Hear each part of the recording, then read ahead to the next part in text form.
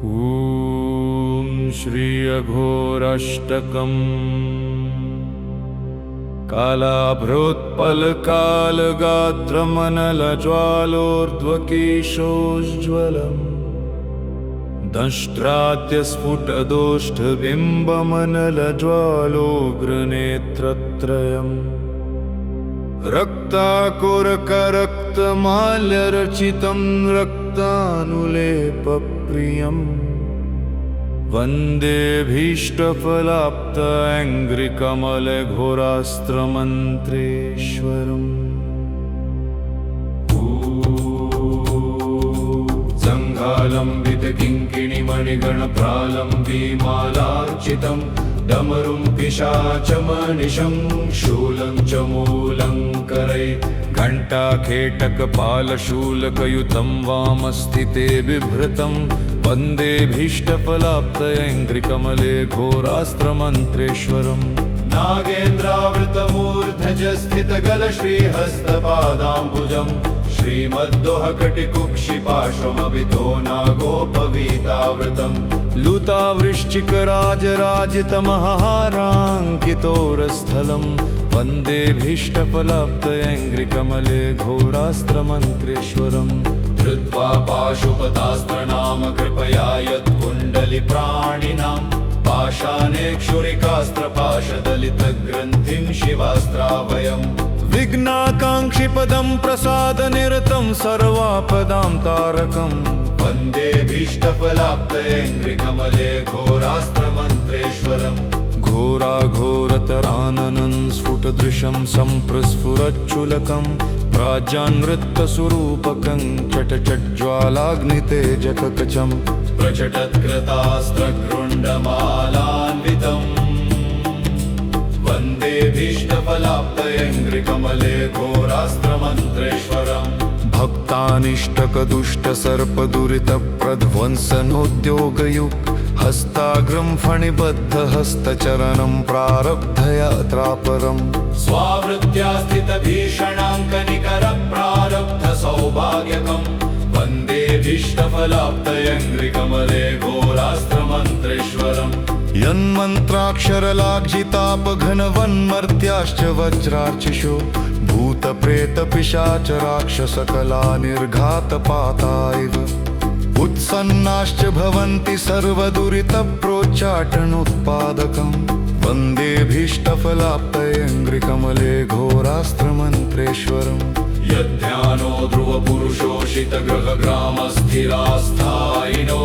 भूतप्रेतपिशाचराक्षसप्रतिहता निर्घातपाता इव यद्रूपं विधिना स्मरन् हि विजयी शत्रुक्षयं प्राप्नुते वन्देभीष्टफलाप्तैङ्घ्रिकमले घोरास्त्रमन्त्रेश्वरम्। कालाभ्रोत्पलकालगात्रमनलज्वालोर्ध्वकेशोज्ज्वलम् दंष्ट्राद्यस्फुटदोष्ठबिम्बमनलज्वालोग्रनेत्रत्रयम् रक्ताकुरकरक्तमाल्यरचितं रक्तानुलेपप्रियम् वन्देभीष्टफलाप्तैङ्घ्रिकमले घोरास्त्रमन्त्रेश्वरम्। जङ्घालम्बितकिङ्किणिमणिगणप्रालम्बीमालार्चितं डमरुं पिशाचमनिशं शूलं च मूलङ्करै घण्टाखेटकपालशूलकयुतं वामस्थिते बिभ्रतं वन्देभीष्टफलाप्तैङ्घ्रिकमले घोरास्त्रमन्त्रेश्वरम्। नागेन्द्रावृतमूर्धजस्थितगलश्रीहस्तपादाम्बुजम् श्रीमद्दोहकटिकुक्षिपार्श्वमभितो नागोपवीतावृतम् लुतावृश्चिकराजराजितमहाराङ्कितोरस्थलं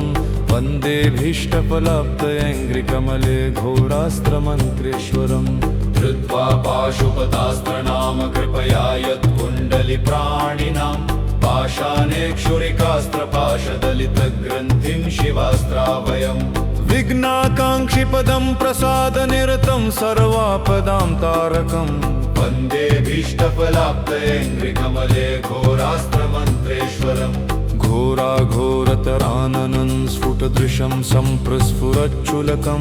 प्राज्यान्नृत्तस्वरूपकं चटचज्ज्वालाग्नितेजककचं प्रचटत्कृतास्त्रगृण्डमालान्वितम्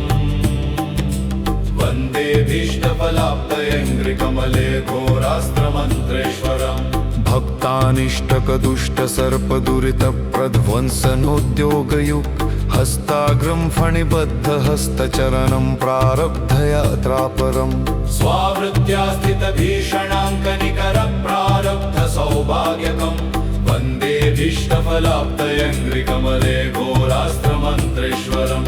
यन्मन्त्राक्षरलाज्जितापघनवन्मर्त्याश्च वज्रार्चिषो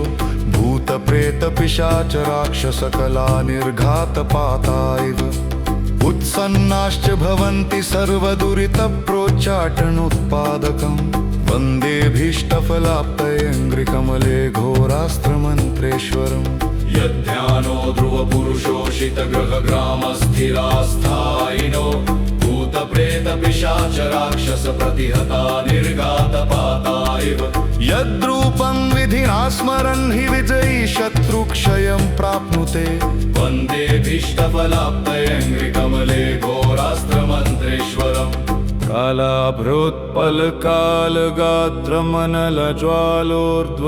कालाभृत्पलकालगात्रमनलज्वालोर्ध्वकेशोज्ज्वलम्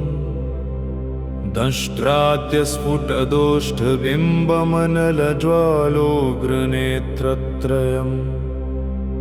रक्ताकुरकरक्तमाल्यरचितं रक्तानुलेपप्रियम् वन्दे भीष्टफलाप्तयङ्घ्रिकमले घोरास्त्रमन्त्रेश्वरम्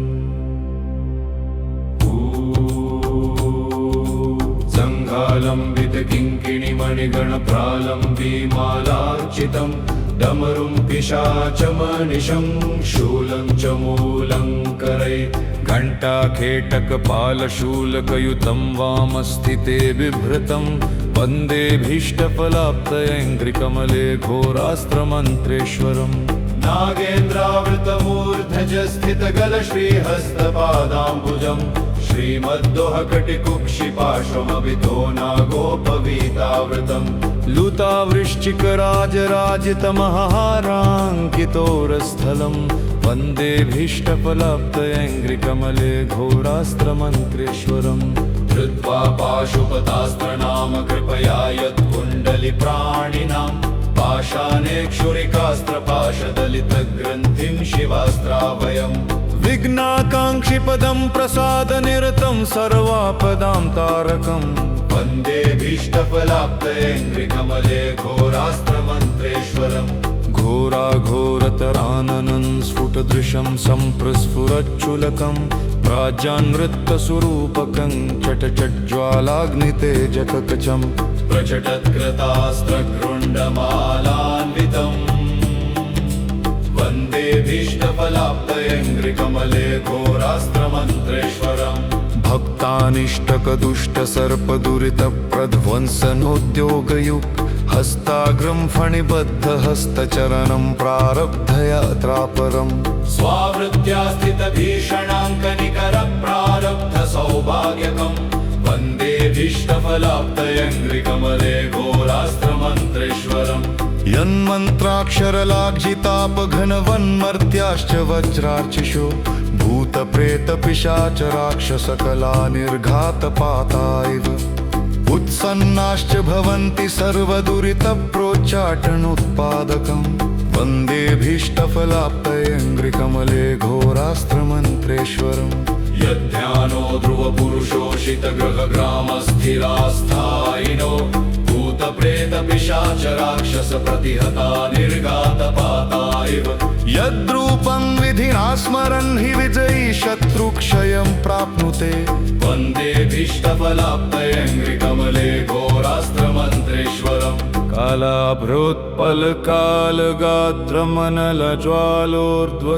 कालाभृत्पलकालगात्रमनलज्वालोर्ध्वकेशोज्ज्वलम्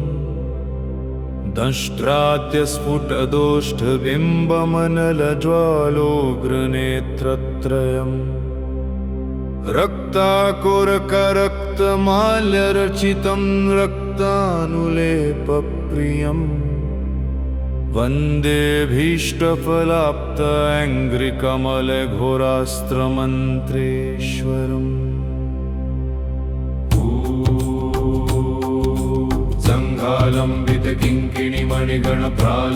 सङ्घालम्बितकिङ्किणिमणिगणप्रालम्बीमालार्चितं डमरुं पिशाचमनिशं शूलं च मूलं करे घण्टाखेटकपालशूलकयुतं वामस्थिते बिभृतं वन्देऽभीष्टफलाप्तैङ्घ्रिकमले घोरास्त्रमन्त्रेश्वरम्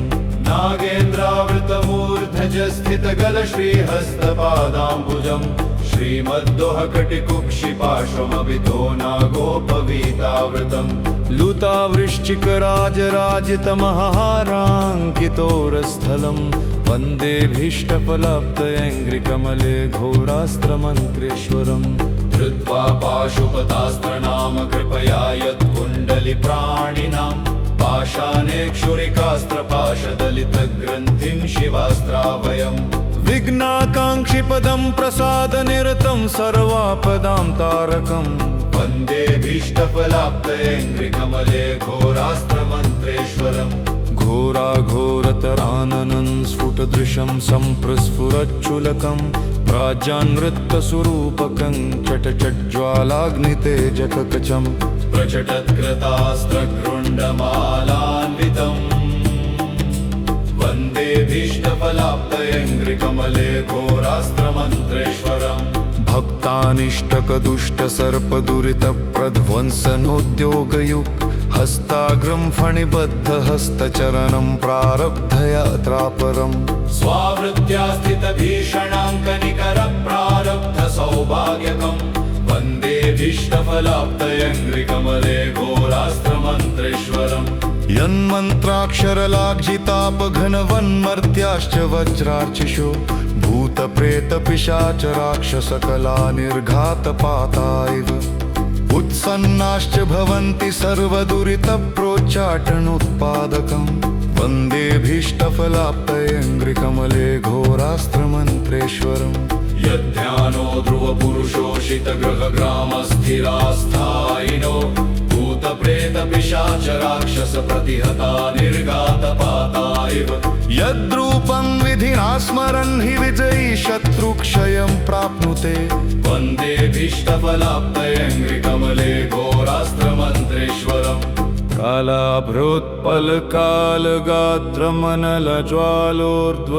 कालाभृत्पलकालगात्रमनलज्वालोर्ध्वकेशोज्ज्वलम्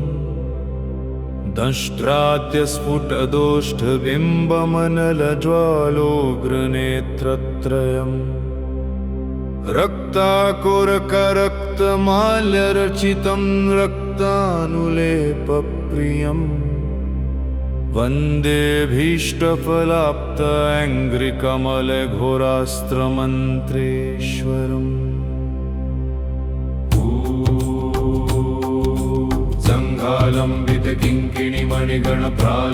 सङ्घालम्बितकिङ्किणिमणिगणप्रालम्बीमालार्चितं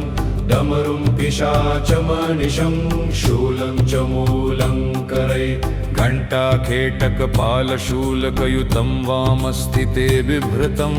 वन्देऽभीष्टफलाप्तैङ्घ्रिकमले घोरास्त्रमन्त्रेश्वरम्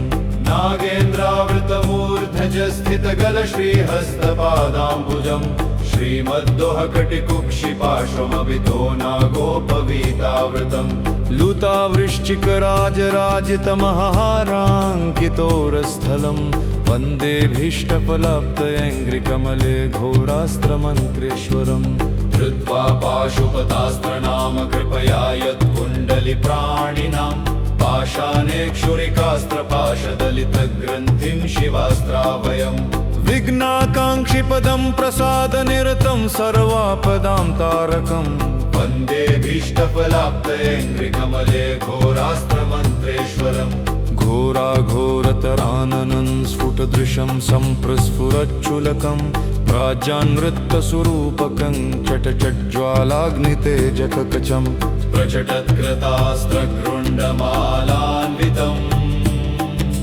वन्देऽभीष्टफलाप्तैङ्घ्रिकमले घोरास्त्रमन्त्रेश्वरम् भक्तानिष्टकदुष्टसर्पदुरितप्रध्वंसनोद्योगयुक् हस्ताग्रं फणिबद्धहस्तचरणं प्रारब्धयात्रापरम् स्वावृत्त्या स्थितभीषणाङ्कनिकरप्रारब्धसौभाग्यकम् वन्देऽभीष्टफलाप्तयङ्घ्रिकमले घोरास्त्रमन्त्रेश्वरम्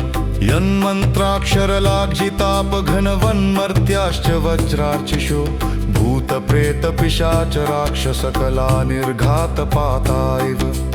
उत्सन्नाश्च भवन्ति सर्वदुरितप्रोच्चाटनोत्पादकम् वन्देऽभीष्टफलाप्तयङ्घ्रिकमले घोरास्त्रमन्त्रेश्वरम् यद्ध्यानो ध्रुवपुरुषोषितगृहग्रामस्थिरास्थायिनो भूतप्रेतपिशाचराक्षसप्रतिहता निर्घातपाता इव यद्रूपं विधिना स्मरन् हि विजयी शत्रुक्षयं प्राप्नुते वन्देऽभीष्टफलाप्तयङ्घ्रिकमले घोरास्त्रमन्त्रेश्वरम्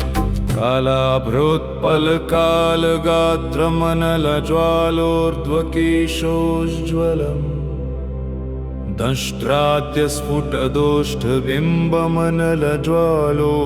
दंष्ट्राद्यस्फुटदोष्ठबिम्बमनलज्वालोग्रनेत्रत्रयम् रक्ताकुरकरक्तमाल्यरचितं रक्तानुलेपप्रियम्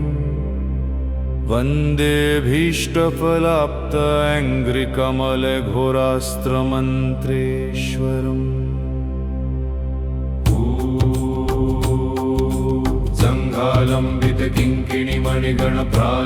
जङ्घालम्बितकिङ्किणिमणिगणप्रालम्बीमालार्चितं डमरुं पिशाचमनिशं शूलं च मूलं करे घण्टाखेटकपालशूलकयुतं वामस्थिते बिभ्रतं वन्देऽभीष्टफलाप्तयङ्घ्रिकमले घोरास्त्रमन्त्रेश्वरम्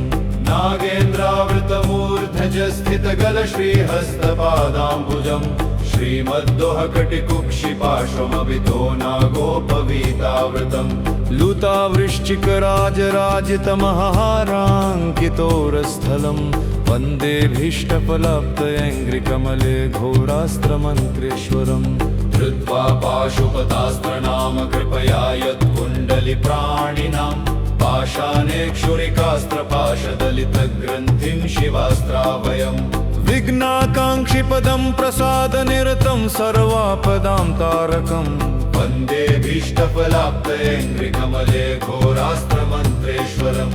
घोराघोरतराननं स्फुटदृशं सम्प्रस्फुरच्छुलकं प्राज्यान्वृत्तस्वरूपकं चटचज्ज्वालाग्नितेजककचम् प्रचटत्कृतास्त्रगृण्डमालान्वितम् वन्देऽभीष्टफलाप्तयङ्घ्रिकमले घोरास्त्रमन्त्रेश्वरम्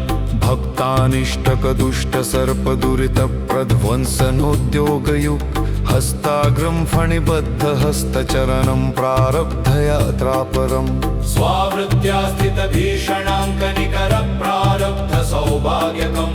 वन्देऽभीष्टफलाप्तयङ्घ्रिकमले घोरास्त्रमन्त्रेश्वरम् यन्मन्त्राक्षरलाज्जितापघनवन्मर्त्याश्च वज्रार्चिषु भूतप्रेतपिशाचराक्षसकला निर्घातपातायैव उत्सन्नाश्च भवन्ति सर्वदुरितप्रोच्चाटनोत्पादकम् वन्देऽभीष्टफलाप्तयङ्घ्रिकमले घोरास्त्रमन्त्रेश्वरम् यद्ध्यानो ध्रुवपुरुषोषितगृहग्रामस्थिरास्थायिनो भूतप्रेतपिशाचराक्षसप्रतिहता निर्घातपाता इव यद्रूपं विधिना स्मरन् हि विजयी शत्रुक्षयं प्राप्नुते वन्देऽभीष्टफलाप्तयङ्घ्रिकमले घोरास्त्रमन्त्रेश्वरम्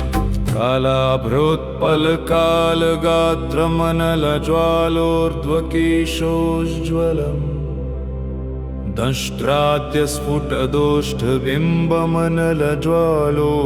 दंष्ट्राद्यस्फुटदोष्ठबिम्बमनलज्वालोग्रनेत्रत्रयम् रक्ताकुरकरक्तमाल्यरचितं रक्तानुलेपप्रियम् वन्देऽभीष्टफलाप्तयङ्घ्रिकमले घोरास्त्रमन्त्रेश्वरम्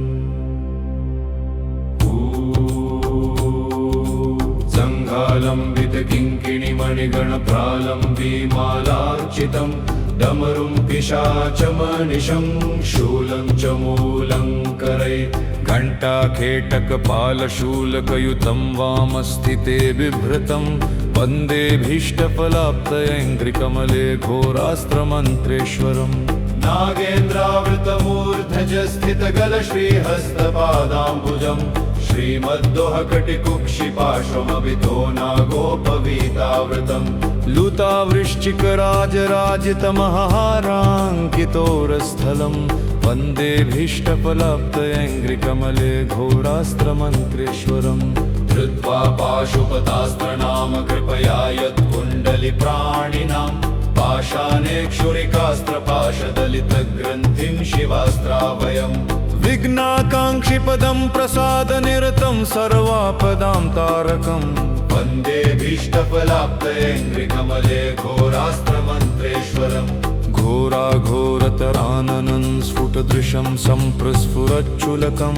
प्राजानृत्तस्वरूपकं चटचज्ज्वालाग्नितेजककचम् प्रचटत्कृतास्त्रगृण्डमालान्वितम् वन्देभीष्टफलाप्तयैन्द्रिकमले घोरास्त्रमन्त्रेश्वरम् भक्तानिष्टकदुष्टसर्पदुरितप्रध्वंसनोद्योगयुक् हस्ताग्रं फणिबद्धहस्तचरणं प्रारब्धयात्रापरम् स्वावृत्त्या स्थितभीषणाङ्कनिकरप्रारब्धसौभाग्यकम् वन्देभीष्टफलाप्तयैन्द्रिकमले घोरास्त्रमन्त्रेश्वरम् यन्मन्त्राक्षरलाज्जितापघनवन्मर्त्याश्च वज्रार्चिषो भूतप्रेतपिशाचराक्षसकला निर्घातपाता इव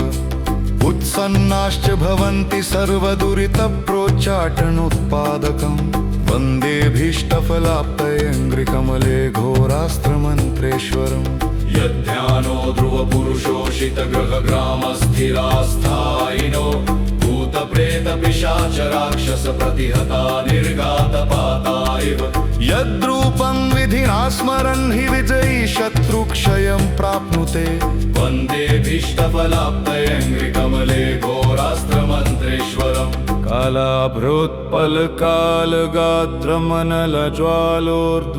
कालाभृत्पलकालगात्रमनलज्वालोर्ध्वकेशोज्ज्वलम्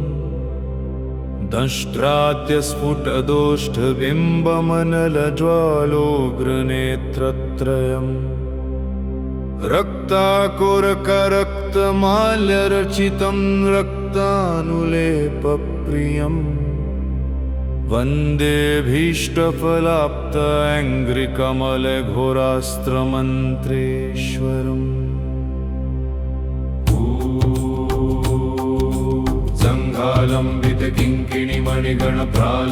जङ्घालम्बितकिङ्किणिमणिगणप्रालम्बीमालार्चितं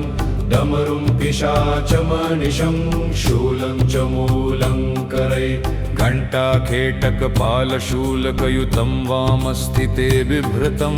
वन्देभीष्टफलाप्तयैन्द्रिकमले घोरास्त्रमन्त्रेश्वरम् नागेन्द्रावृतमूर्धजस्थितगलश्रीहस्तपादाम्बुजं श्रीमद्दोहकटिकुक्षिपार्श्वमभितो नागोपवीतावृतम् लुतावृश्चिकराजराजितमहाराङ्कितोरस्थलं वन्देभीष्टफलाप्तयैन्द्रिकमले घोरास्त्रमन्त्रेश्वरम्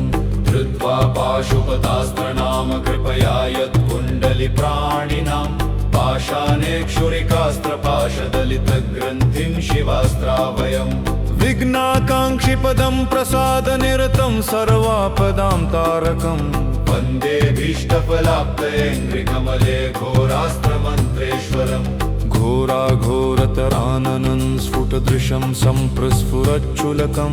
प्राजानृत्तस्वरूपकं चटचज्ज्वालाग्नितेजककचम् प्रचटत्कृतास्त्रगृण्डमालान्वितम् वन्देभीष्टफलाप्तयैन्द्रिकमले घोरास्त्रमन्त्रेश्वरम्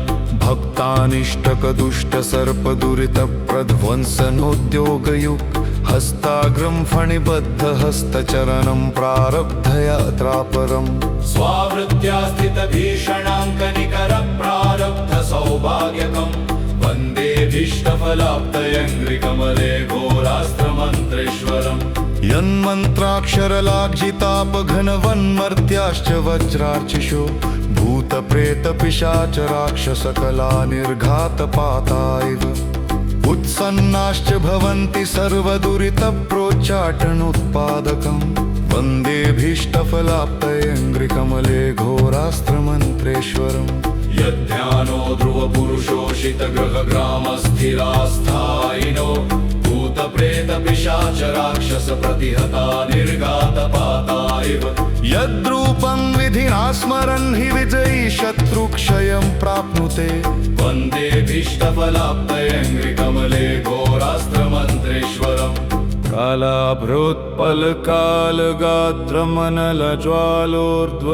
कालाभृत्पलकालगात्रमनलज्वालोर्ध्वकेशोज्ज्वलम्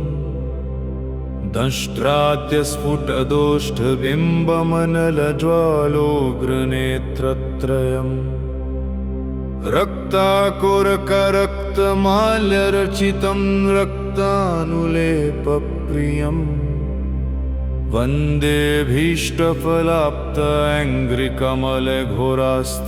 वन्देऽभीष्टफलाप्तयेऽङ्घ्रिकमलघोरास्त्रमन्त्रेश्वरम्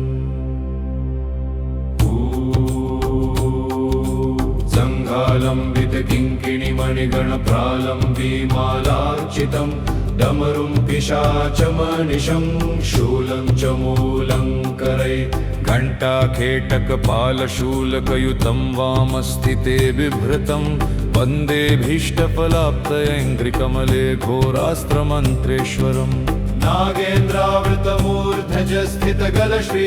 नागेन्द्रावृतमूर्धजस्थितगलश्रीहस्तपादाम्बुजम् श्रीमद्दोहकटिकुक्षिपार्श्वमभितो नागोपवीतावृतम् लुतावृश्चिकराजराजितमहाराङ्कितोरस्थलं वन्देऽभीष्टफलाप्तयेऽङ्घ्रिकमले घोरास्त्रमन्त्रेश्वरम् धृत्वा पाशुपतास्त्रनाम कृपया यत्कुण्डलिप्राणिनां पाषाणे क्षुरिकास्त्रपाशदलितग्रन्थिं शिवास्त्रावयम् विघ्नाकाङ्क्षिपदं प्रसादनिरतं सर्वापदां तारकम् वन्देऽभीष्टफलाप्तयेऽङ्घ्रिकमले घोरास्त्रमन्त्रेश्वरम् घोराघोरतराननं स्फुटदृशं सम्प्रस्फुरच्चुलकं प्राज्यान्वृत्तस्वरूपकं चटचज्ज्वालाग्नितेजककचम् प्रचटत्कृतास्त्रगृण्डमालान्वितम् वन्देऽभीष्टफलाप्तयेऽङ्घ्रिकमले घोरास्त्रमन्त्रेश्वरम् भक्तानिष्टकदुष्टसर्पदुरितप्रध्वंसनोद्योगयुक् हस्ताग्रं फणिबद्धहस्तचरणं प्रारब्धयात्रापरम् स्वावृत्त्या स्थितभीषणाङ्कनिकरप्रारब्धसौभाग्यकम् वन्देऽभीष्टफलाप्तयेऽङ्घ्रिकमले घोरास्त्रमन्त्रेश्वरम्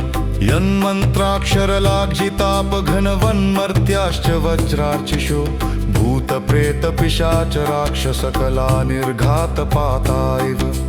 उत्सन्नाश्च भवन्ति सर्वदुरितप्रोच्चाटनोत्पादकम् वन्देऽभीष्टफलाप्तयेऽङ्घ्रिकमले घोरास्त्रमन्त्रेश्वरम् यद्ध्यानो ध्रुवपुरुषोषितगृहग्रामस्थिरास्थायिनो भूतप्रेतपिशाच राक्षसप्रतिहता निर्घातपाता इव यद्रूपं विधिना स्मरन् हि विजयी शत्रुक्षयं प्राप्नुते वन्देऽभीष्टफलाप्तयेऽङ्घ्रिकमले घोरास्त्रमन्त्रेश्वरम्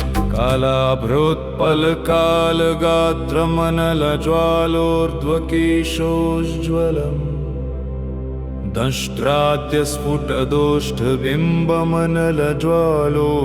दंष्ट्राद्यस्फुटदोष्ठबिम्बमनलज्वालोग्रनेत्रत्रयम् रक्ताकुरकरक्तमाल्यरचितं रक्तानुलेपप्रियम् वन्देऽभीष्टफलाप्तयेऽङ्घ्रिकमले घोरास्त्रमन्त्रेश्वरम्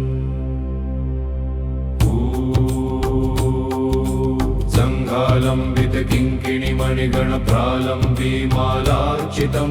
डमरुं पिशाचमनिशं शूलं च मूलं करे घण्टाखेटकपालशूलकयुतं वामस्थिते बिभृतं वन्देऽभीष्टफलाप्तयेऽङ्घ्रिकमले घोरास्त्रमन्त्रेश्वरम् नागेन्द्रावृतमूर्धजस्थितगलश्रीहस्तपादाम्बुजम् श्रीमद्दोहकटिकुक्षिपार्श्वमभितो नागोपवीतावृतम् लुतावृश्चिकराजराजितमहाराङ्कितोरस्थलम् वन्देभीष्टफलाप्तयङ्घ्रिकमले घोरास्त्रमन्त्रेश्वरम्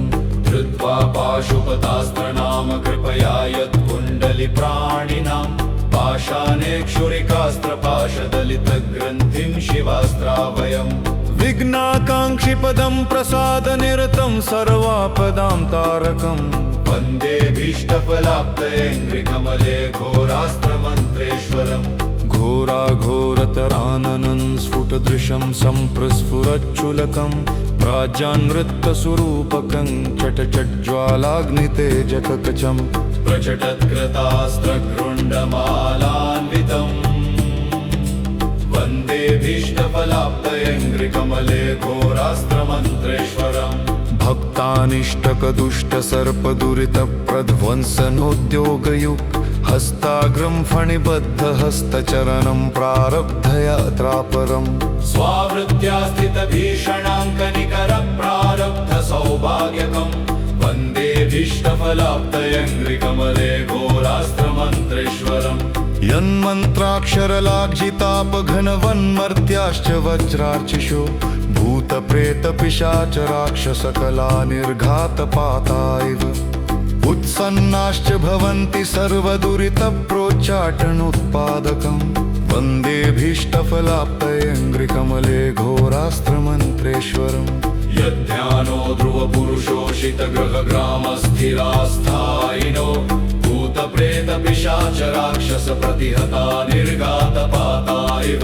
यद्रूपं विधिना स्मरन् हि विजयी शत्रुक्षयं प्राप्नुते वन्देभीष्टफलाप्तयङ्घ्रिकमले घोरास्त्रमन्त्रेश्वरम्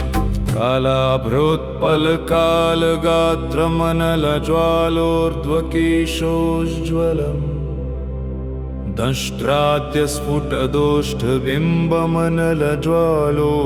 दंष्ट्राद्यस्फुटदोष्ठबिम्बमनलज्वालोग्रनेत्रत्रयम् रक्ताकुरकरक्तमाल्यरचितं रक्तानुलेपप्रियम् वन्देभीष्टफलाप्तयङ्घ्रिकमले घोरास्त्रमन्त्रेश्वरम्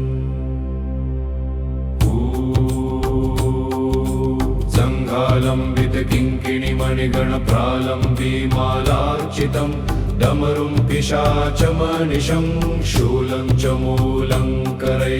घण्टाखेटकपालशूलकयुतं वामस्थिते बिभ्रतं वन्देभीष्टफलाप्तयङ्घ्रिकमले घोरास्त्रमन्त्रेश्वरम् नागेन्द्रावृतमूर्धजस्थितगलश्रीहस्तपादाम्बुजम् श्रीमद्दोहकटिकुक्षिपार्श्वमभितो नागोपवीतावृतम् लुतावृश्चिकराजराजितमहाराङ्कितोरस्थलं वन्देभीष्टफलाप्तयङ्घ्रिकमले घोरास्त्रमन्त्रेश्वरम् धृत्वा पाशुपतास्त्रनाम कृपया यत्कुण्डलिप्राणिनाम् पाषाणे क्षुरिकास्त्रपाशदलितग्रन्थिं शिवास्त्राभयम् विघ्नाकाङ्क्षिपदं प्रसादनिरतं सर्वापदां तारकम् वन्देभीष्टफलाप्तयङ्घ्रिकमले घोरास्त्रमन्त्रेश्वरम् घोराघोरतराननं स्फुटदृशं सम्प्रस्फुरच्चुलकं प्राज्यान्वृत्तस्वरूपकं चटचज्ज्वालाग्नितेजककचम् प्रचटत्कृतास्त्रगृण्डमालान्वितम् वन्देभीष्टफलाप्तयङ्घ्रिकमले घोरास्त्रमन्त्रेश्वरम् भक्तानिष्टकदुष्टसर्पदुरितप्रध्वंसनोद्योगयुक् हस्ताग्रं फणिबद्धहस्तचरणं प्रारब्धयात्रापरम् स्वावृत्त्या स्थितभीषणाङ्कनिकरप्रारब्धसौभाग्यकम् वन्देभीष्टफलाप्तयङ्घ्रिकमले घोरास्त्रमन्त्रेश्वरम् यन्मन्त्राक्षरलाज्जितापघनवन्मर्त्याश्च वज्रार्चिषो भूतप्रेतपिशाचराक्षसकला निर्घातपाता इव उत्सन्नाश्च भवन्ति सर्वदुरितप्रोच्चाटनोत्पादकम्